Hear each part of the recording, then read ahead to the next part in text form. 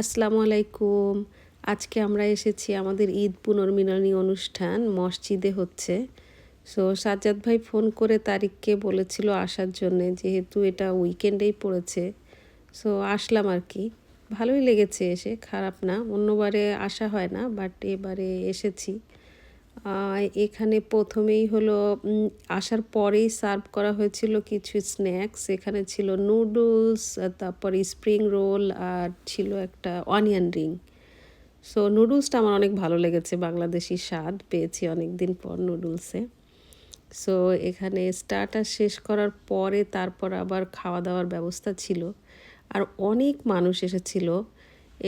আজকের প্রোগ্রামটা মেনলি সব বাঙালি কমিউনিটি মানুষই এসেছে এখানে। সো আসলে এই মসজিদের প্রোগ্রামগুলোতে আসলে বোঝা যায় যে বাঙালি কমিউনিটি এখানে কত বড়। এখানে তো সবাই নিশ্চয়ই আসেনি, এসছে হয়তো বা 1/3, তাতেই এত মানুষ। আর এখানে লাঞ্চটা সার্ভ করা হয়ে গিয়েছে। ছিল হোয়াইট রাইস, তার সাথে ছিল লাউ ডাল, বিফ, চিকেন আর একটা ভর্তা ছিল। খাওয়া মোটামুটি ভালোই ছিল।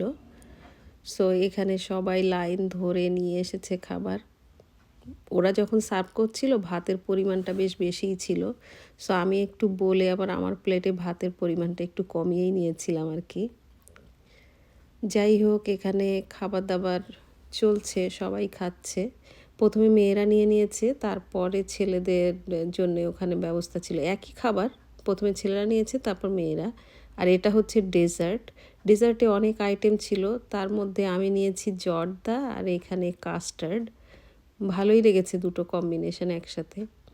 এই যে মেয়েদের নেওয়ার পরে তারপর ছেলেরা ওখানে লাইন দিয়ে তারপর নিয়েছে।